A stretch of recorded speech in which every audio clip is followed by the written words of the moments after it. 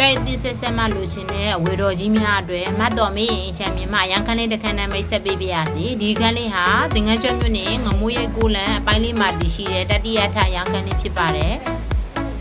ဒီခန်းလေးရဲ့အဝင်းဝါးလေးမှာဆိုလို့ရှိရင်ကျွမ်းတကားလေးတွေတက်ဆင်ပေးထားပါတယ်ရှင်သူ့ရဲ့အကြီးကတော့12ပေခွင်း50ရှိပါတယ် AC အသစ်ဆက်ဆက်တစ်လုံးတက်ဆင်ပေးထားပါတယ်ရှင်လိုက်ကကောင်းစားလေးတွေ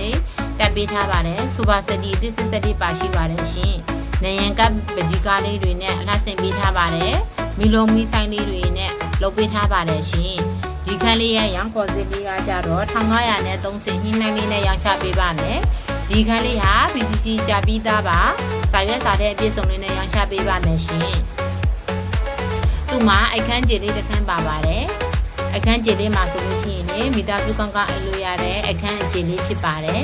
နောက်ဖက်ခန်းလေးလိုက်ကြည့်ပေးပါရှင်နောက်ဖက် kitchen room လေးမှာဆိုလို့ရှိရင်လေ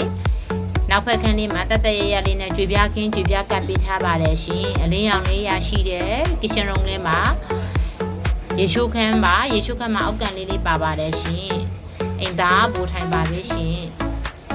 ဒီခန်းလေးဟာဆိုလို့ရှိရင်ရတနာလန်အနီးတန်သူမာလန်အနီးဈေးနီးကျောင်းနီးကိုပိုင်ကျောင်းတွေအနီးမှာတည်ရှိတဲ့ရန်ခန်းလေးဖြစ်ပါတယ်ရှင်တိုက်သေးလေးဖြစ်ပါတယ်တိုက်ကတော့အရှိလေးပါရှင်ဒီခန်းလေးကိုလူရှင်တယ်ဆိုလို့ရှိရင်မတ်တော်မေးရင်ရှမ်းမြေဖြစ်လာရောက်ကြည့်ရှုဖို့ဖိတ်ခေါ်လိုက်ပါတယ်ရှင်ကျေးဇူးတင်ပါတယ်